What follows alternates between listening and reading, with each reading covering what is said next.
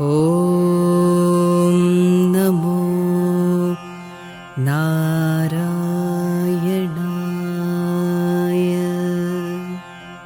शुक्लाम्बरधरं विष्णुं शशिवर्णं चतुर्भुजं प्रसन्नवदनं ध्यायेत् सर्वविघ्नोपशान्तये। यस्य द्विरदवक्त्राद्या पारिषद्या परशतं विघ्नं निघ्नन्ति सततं विश्वक्सेनं तमाश्रये। व्यासं वसिष्ठनप्तारं शक्ते पौत्रमकल्मषं पराशरात्मजं वन्दे शुकतातं तपोनिधिं। व्यासाय विष्णुरूपाय व्यासरूपाय विष्णवे नमो वै ब्रह्मनिधये वासिष्ठाय नमो नमः। अविकाराय शुद्धाय नित्याय परमात्मने सदैकरूपरूपाय विष्णवे सर्वजिष्णवे। यस्य स्मरणमात्रेण जन्मसंसारबन्धनाद् विमुच्यते। नमस्तस्मै विष्णवे प्रभविष्णवे। नमः समस्तभूतानामादिभूताय भूभृते अनेकरूपरूपाय विष्णवे प्रभविष्णवे। ॐ नमो विष्णवे प्रभविष्णवे। श्रीवैशम्पायन उवाच श्रुत्वा धर्मानशेषेण पावनानि च सर्वशः युधिष्ठिरः शान्तनवं पुनरेवाभ्यभाषत। श्रीयुधिष्ठिर उवाच किमेकं दैवतं लोके किं वाप्येकं परायणं स्तुवन्तः कं कमर्चन्द प्राप्नुयुर्मानवा शुभम्। को धर्म सर्वधर्माणां भवतः परमो मदः किं जपन्मुच्यते जन्तुर्जन्मसंसारबन्धनात्। श्रीभीष्म उवाच जगत्प्रभुं देवदेवमनन्तं पुरुषोत्तमं स्तुवं नाम सहस्रेण पुरुषः सततोत्थितः। तमेव चार्चयन् नित्यं भक्त्या पुरुषमव्ययं ध्यायन् स्तुवन् नमस्यंश्च यजमानस्तमेव च। अनादिनिधनं विष्णुं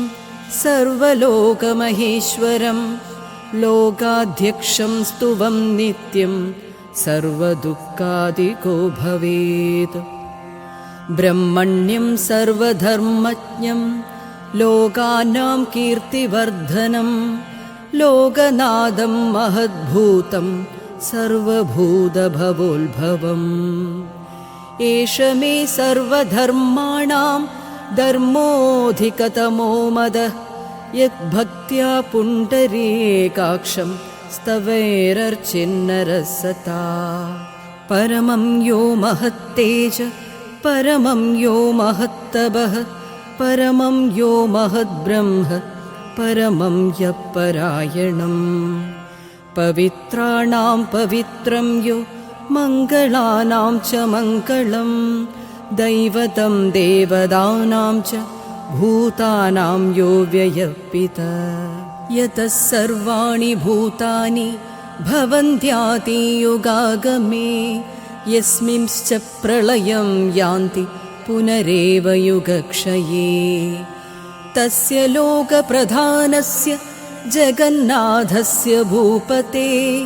विष्णोर्नाम सहस्रं मे शृणु पापभयापहम्। यानि नामानि गौणानि विख्यातानि महात्मनः ऋषिभिः परिगीतानि तानि वक्ष्यामि भूतये। ऋषिर्नाम्नां सहस्रस्य वेदव्यासो महामुनिः छन्दोनुष्टुप्तता देवो भगवान् देवकीसुतः। अमृतांशुल्भवो बीजं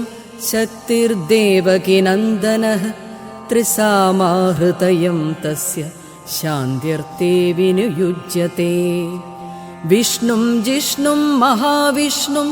प्रभविष्णुं महेश्वरम् अनेकरूपदैत्यान्तं नमामि पुरुषोत्तमम्। केशवः पादु मे पादौ जङ्घे नारायणो मम माधवो मे कटिं पादु गोविन्दो गुह्यमेव च। नाभिं विष्णुस्तु मे पादु जठरं मधुसूदनः उरस्त्रिविक्रमः पादु हृदयं पादु वामनः। श्रीधरः पादु मे कण्ठं ऋषिकेशो मुखं मम पद्मनाभस्तु नयने शिरो दामोदरो मम। एवमेतानि नामानि जपकाले विशेषद विन्यसेतात्मरक्षार्थं सर्वमङ्गलसिद्धये। अस्य श्रीविष्णोर्दिव्यसहस्रनामस्तोत्र महामन्त्रस्य श्रीवेदव्यासो भगवान् ऋषिः अनुष्टुप् छन्दः। श्रीमहाविष्णु परमात्मा श्रीमन्नारायणो देवता अमृतांशुल्भवो भानुरिति बीजं देवकी नन्दनस्रष्टेदि शक्तिः उल्भवक्षोभणो देव इति परमो मन्त्रः शङ्खबृन्नन्तकी चक्रीति कीलकम् शाङ्गद्धन्वागधातर इत्यस्त्रं रथाङ्गपाणिरक्षोभ्य इति नेत्रम् त्रिसामासामकः सामेति कवचम् आनन्दं परब्रह्मेदि योनिः ऋतुः सुदर्शनकाल इति दिग्बन्धः श्रीविश्वरूप इति ध्यानम् श्रीमहाविष्णुप्रीत्यर्थे सहस्रनामजपे विनियोगः। क्षीरोदन्वत्प्रदेशे शुचिमणिविलसत्सैकते मौक्तिकानां मालाक्लृप्तासनस्थ स्फटिकमणिनिभैर्मौक्तिकैर्मण्डिताङ्गः शुभ्रैरभ्रैरदभ्रैरुपरि विरचितैर्मुक्तपीयूषवर्षैः आनन्तेन पुनीयातरि नलिनगता शङ्खपाणिर्मुकुन्दः भूपातौ यस्य नाभिर्वियदसुरनिलश्चन्द्रसूर्यौ जनेत्रे कर्णावाशा शिरो दौर्मुखमभि दहनो यस्य वास्तेयमब्धिः अन्धस्थं यस्य विश्वं सुरनगगो भोगि गन्धर्वदैत्यैः चित्रं रम्यते तं त्रिभुवनवपुषं विष्णुमीशं नमामि। शान्ताकारं भुजगशयनं पद्मनाभं सुरेशं विश्वाधारं गगनसदृशं मेघवर्णं शुभाङ्गं लक्ष्मीकान्तं कमलनयनं योगिहृद्यानगम्यं वन्दे विष्णुं भवभयहरं सर्वलोकैकनाथम्। मेघश्यामं पीतकौशेयवासं श्रीवत्साङ्कं कौस्तुभोल्भासिताङ्कं पुण्योपेतं पुण्डरीकायदाक्षं विष्णुं वन्दे सर्वलोकैकनाथम् सशङ्खचक्रं सकीरीडकुण्डलं सपीतवस्त्रं सरसीरुहेक्षणं सहारवक्षस्थलशोभिकौस्तुभं नमामि विष्णुं शिरसा चतुर्भुजम् छायायां पारिजातस्य हेमसिंहासनोपरि आसीनमम्बुदश्याममायदाक्षमलङ्कृतं चन्द्राननं चतुर्बाहुं श्रीवत्साङ्कितवक्षसं रुक्मिणी सत्यभामाभ्यां सहितं कृष्णमाश्रये। ॐ नमो भगवते वासुदेवाय। ॐ विश्वं विष्णुर्वषत्कारो भूतभव्यद्भवत्प्रभुः भूतकृद्भूतभृद्भावो भूतात्मा भूतभावनः भूतात्मा परमात्मा च मुक्तानां परमागतिः अव्ययपुरुषः साक्षी क्षेत्रज्ञोऽक्षर एव च योगो योगवितां नेत प्रधानपुरुषेश्वरः नारसिंहवभुः श्रीमान् केशवः पुरुषोत्तमः सर्वशिवस्ताणुर्भूतादिर्निधिरव्ययः सम्भवो भावनो भर्ता प्रभव प्रभुरीश्वरः स्वयंभू शम्भुरादित्य पुष्कराक्षो महास्वनः अनादिनिधनो धाता विधाता धातुरुत्तमः अप्रमेयो ऋषिकेश पद्मनाभोमरप्रभुः विश्वकर्मा मनुस्त्वष्ट स्तविष्टस्तविरो ध्रुवः अग्राह्य शाश्वतकृष्णो लोहिताक्षप्रदर्धनः प्रभुदस्त्रिगकुब्धाम पवित्रं मङ्गलं परम् ईशानप्राणदप्राणो ज्येष्ठश्रेष्ठप्रजापतिः हिरण्यगर्भो भूगर्भो माधवो मधुसूदनः ईश्वरो विक्रमी धन्वी मेधावी विक्रमक्रमः अनुत्तमो दुराधर्ष कृतज्ञकृतिरात्मवान् सुरेश शरणं शर्म विश्वरेता प्रजाभवः अहः संवत्सरो व्याळ प्रत्ययः सर्वदर्शनः अजः सर्वेश्वरः सिद्ध सिद्धि सर्वादिरच्युतः वृषाकपिरमेयात्मा सर्वयोगविनिःस्पृहः वसुर्वसुमना सत्य समात्मा संमितः समः अमोघपुण्डरीकाक्षो वृषकर्मा वृषाकृतिः रुद्रो बहुशिरा बभ्रुर्विश्वयोनिषु जिस्रवाः अमृतः शाश्वतस्ताणुर्वरारोहो महातपाः सर्वगः सर्वविद्भानो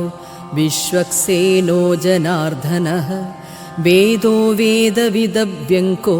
वेदाङ्को वेदवित्कविः लोकाध्यक्षसुराध्यक्षो धर्माध्यक्षकृताकृतः चतुरात्मा चतुर्व्यूह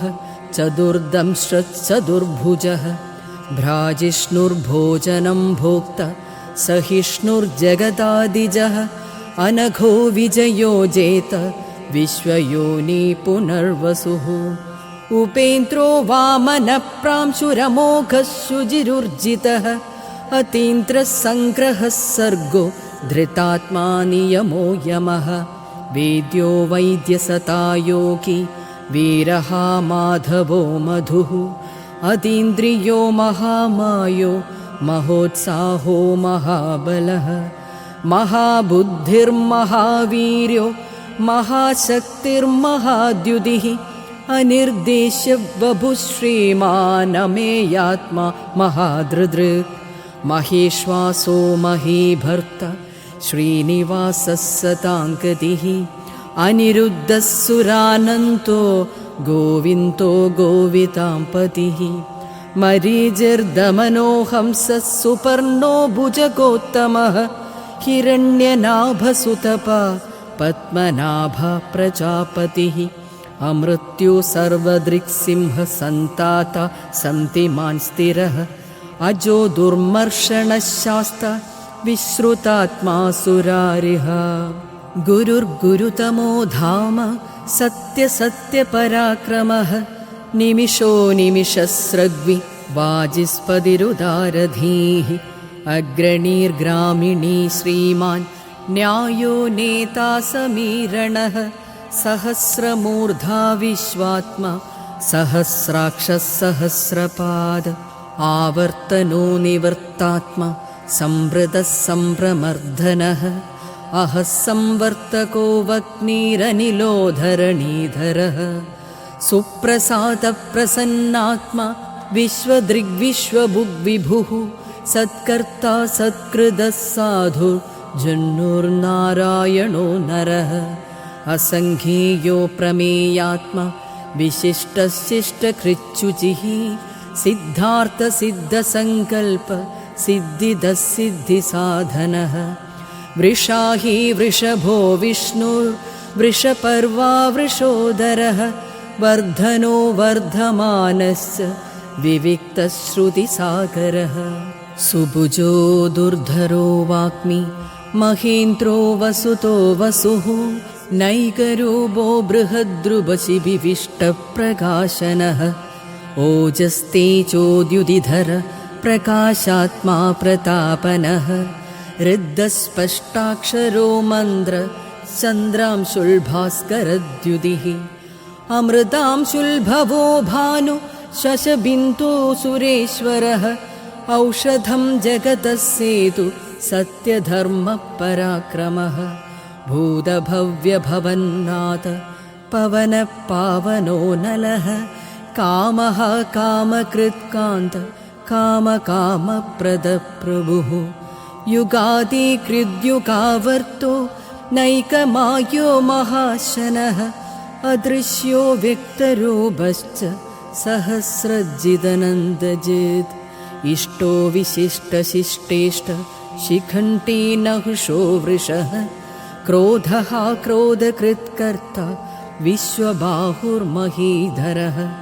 अच्युतप्रथितप्राण प्राणतो वासवानुजः अभां निधिरधिष्ठानमप्रमत्तप्रधिष्ठितः स्कन्दस्कन्दधरो धुर्यो वरदो वायुवाहनः वासुदेवो बृहद्भानुरादिदेवपुरन्दरः अशोकस्तारणस्तारशूरशौरिर्जनेश्वरः अनुकूलशतावर्त पद्मे पद्मनिभीक्षणः पद्मनाभो अरविन्दाक्ष पद्मगर्भः शरीरभृत् महर्धीर्यध्यो वृद्धात्मा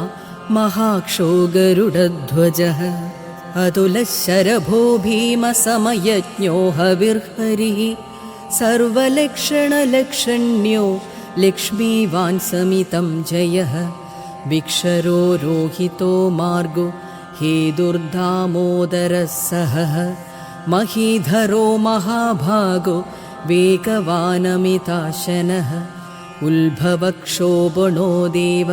श्रीगर्भः परमेश्वरः करणं कारणं कर्ता विकर्ता गहनो गुहः व्यवसायो व्यवस्थान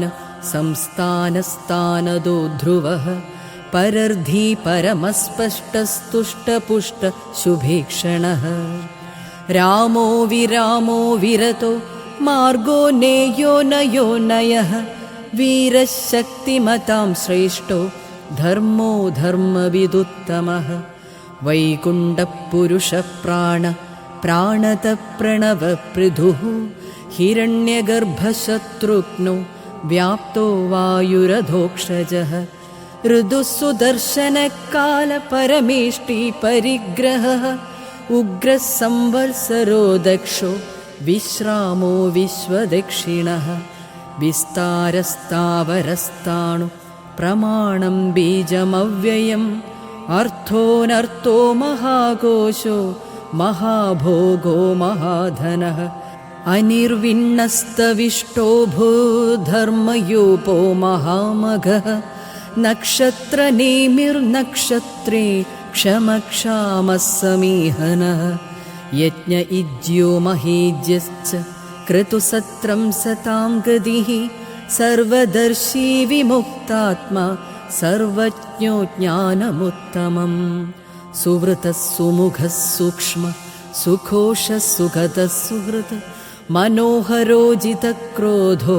വീരബാഹുർവിതാരണഃ സ്വാപനഃ സ്വവശോ വ്യാപി നൈകാത്മാ നൈകകർമ്മകൃത് വത്സരോ വത്സലോ വത്സി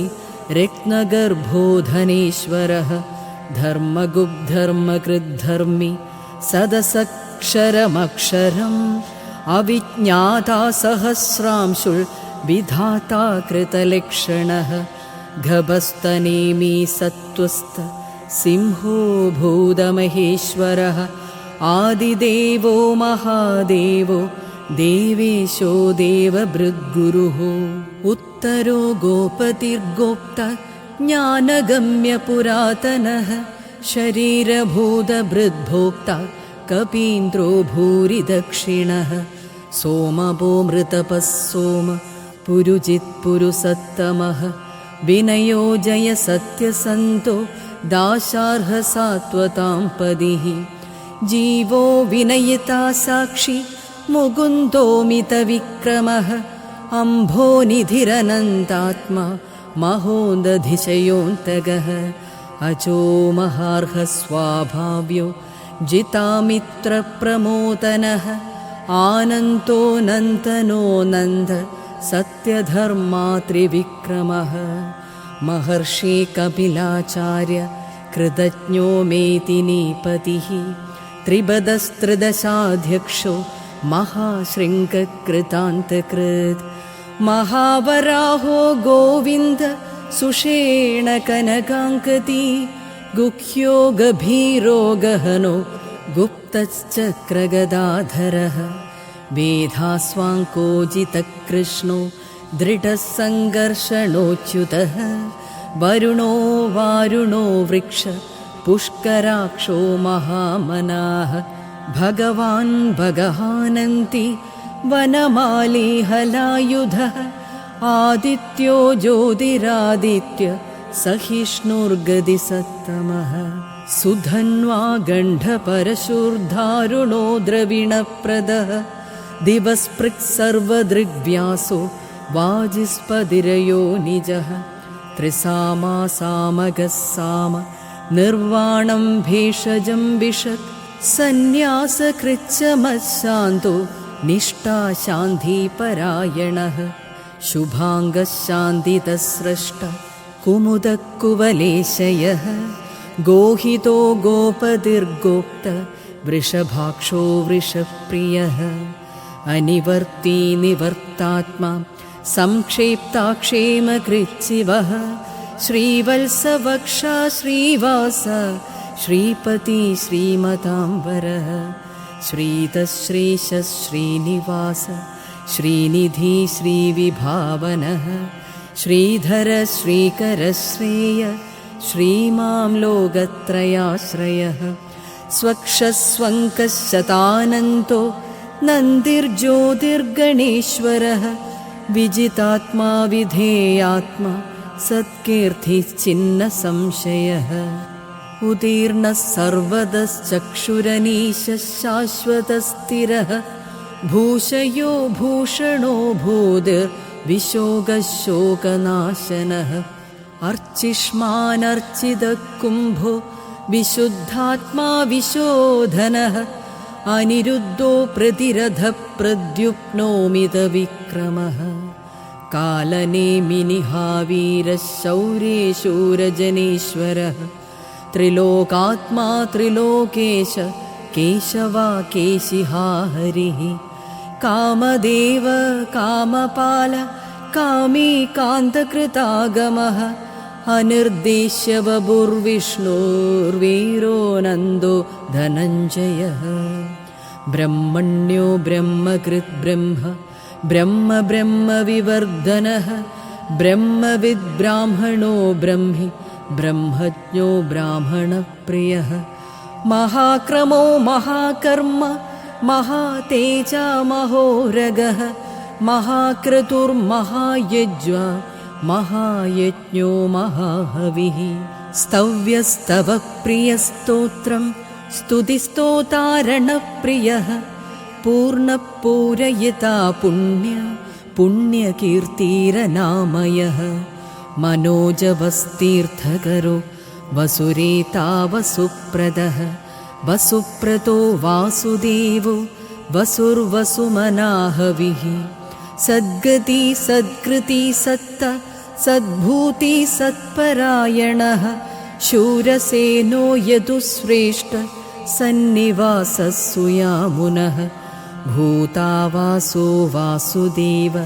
सर्वासु निलयो नलः दर्पः दर्पदो दृप्तो दुर्धरो धापराचिदः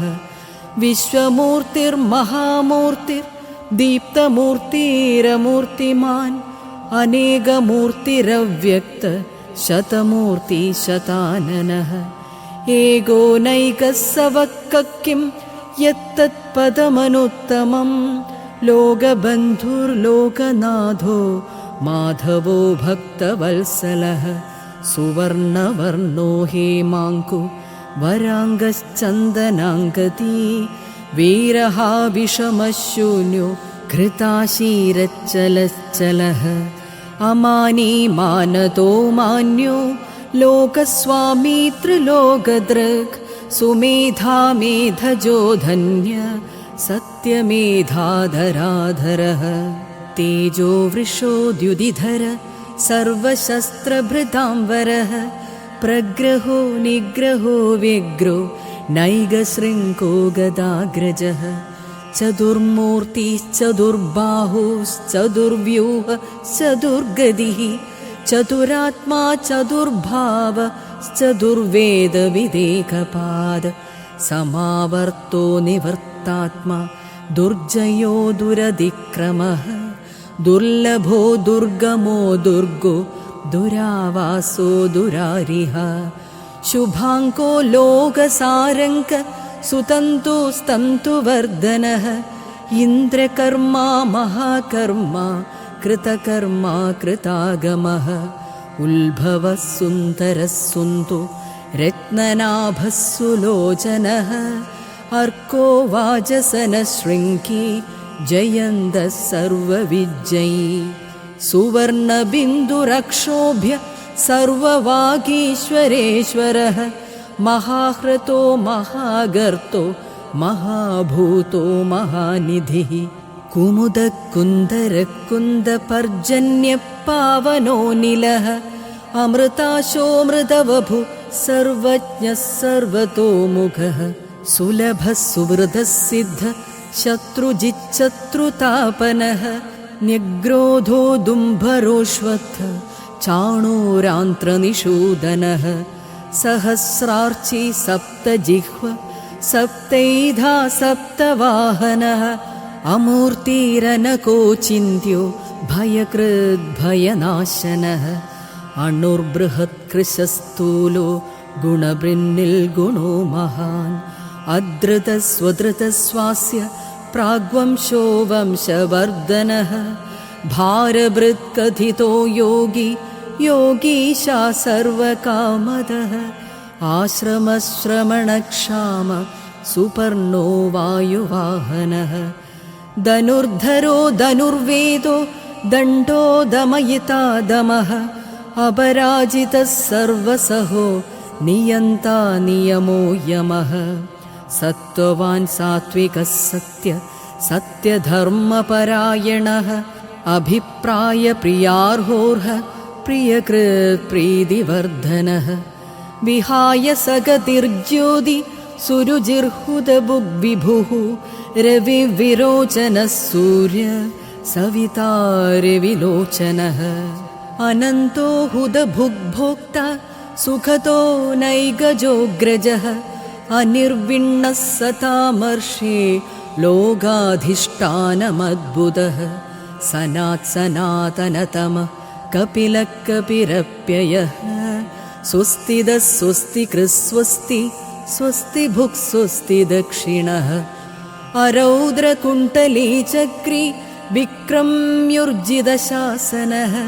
शब्दातिक शब्दः सह शिशिरः शर्वरीकरः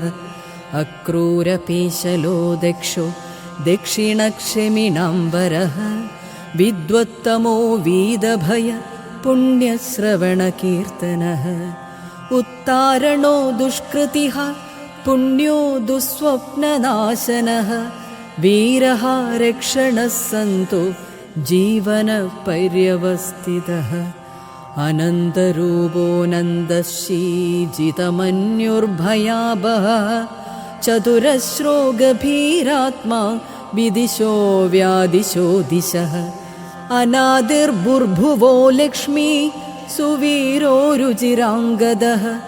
जननो जनजन्मादिर्भीमो भीमपराक्रमः आधारनिलयो धाता पुष्पहास प्रजाकरः ऊर्ध्वगः सत्पदाचार प्राणतप्रणवपणः प्रमाणं प्राणनिलय प्राणभृत् प्राणजीवनः तत्त्वं तत्त्वविदेकात्मा जन्ममृत्युजरादिगः भुर्भुवः स्वस्तरुस्तार सविता प्रपितामहः यज्ञो यज्ञपदिद्यज्वा यज्ञाङ्गो यज्ञवाहनः यज्ञभृद्यज्ञकृद्यज्ञी यज्ञभुग्यज्ञसाधनः यज्ञान्तकृद्यज्ञगुह्यमन्नमन्नाद एव च आत्मयोनि स्वयं जातो वैखानसामगायनः देवकीनन्दनस्रष्ट क्षितीश पापनाशनः शङ्खबृन्नन्दकी चक्री शाङ्खधन्वागदाधरः रथाङ्गपाणिरक्षोभ्य सर्वप्रहरणायुधः सर्वप्रहरणायुध ॐ नमः इति वनमाली गदी शाङ्खी शङ्खी चक्री च नन्तकी श्रीमन्नारायणो विष्णु वासुदेवोऽभिरक्षतु वनमाली गदी शाङ्खी शङ्खी चक्री च नन्दकी श्रीमन्नारायणो विष्णु वासुदेवोऽभिरक्षतु वनमाली गदी शाङ्खी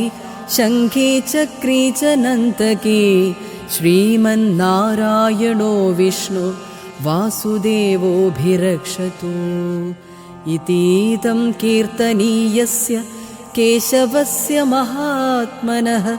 नाम्नां सहस्रं दिव्यानामशेषेण प्रकीर्तितं यायितं शृणुया नित्यं यश्चाभिपरिकीर्तयेत्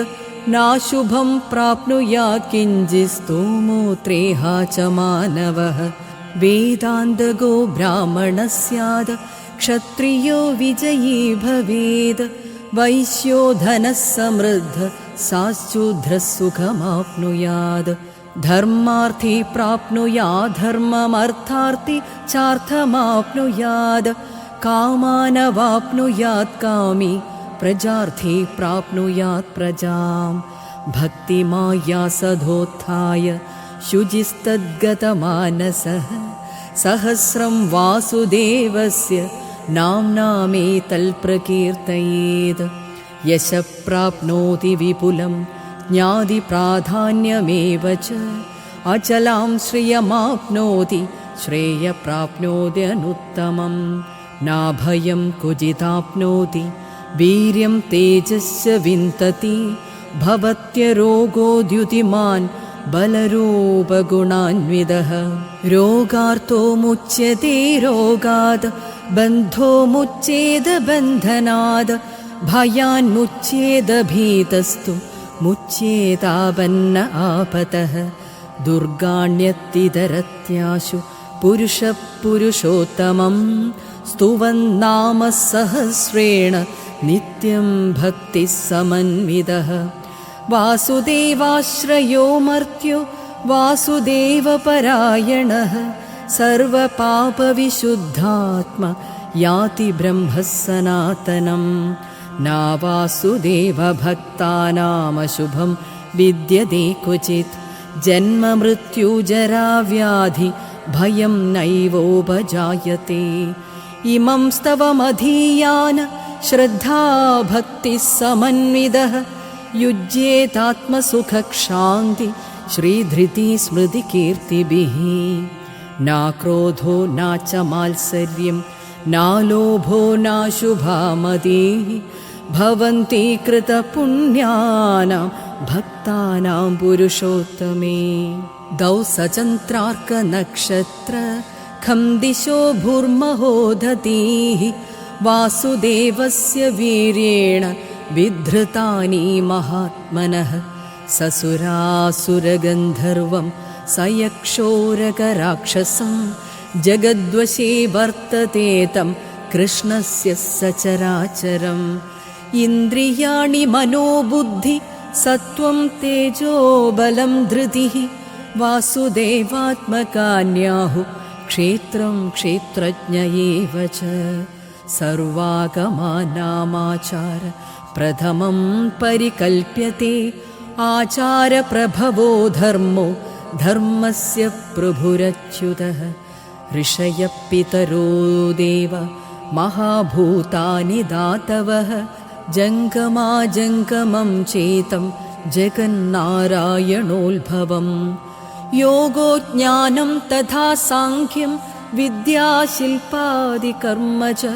വേദാശാസ്ത്രാണി വിജ്ഞാനമേതത് സർവം ജനാർദ്ദനാത് ഏകോ വിഷ്ണുർമഹദ്ഭൂതം പൃഥഗ്ഭൂതാനൃനേകശഃ ത്രീം ലോകാൻ വ്യാപൃഭൂതാത്മ ഭുങ്ക്തേ വിശ്വഭുഗവ്യയഃ ഇമം സ്തവം ഭഗവതോ വിഷ്ണോർവ്യാസേന കീർത്തിതം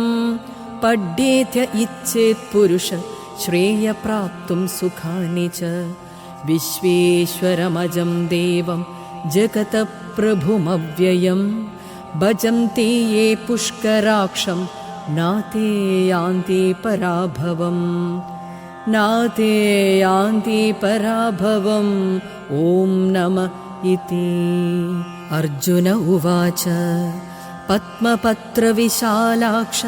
പത്മനാഭസുരോത്തമ ഭക്താനാമനുരുക്താനാം ത്രാതാ ഭവ ജനാർദ്ദന ശ്രീഭഗവാനുവാച യോ മാം നാമ സഹസ്രേണ സ്തോതുമിച്ഛതി പാണ്ഡവ സോഹമേകേന ശ്ലോകേന സ്തുത ഏവാന സംശയ സ്തുത ഏവാന സംശയ ഓം നമഃ ഇതി ശ്രീവ്യാസ ഉവാച വാസനാദ്വാസുദേവസ്യ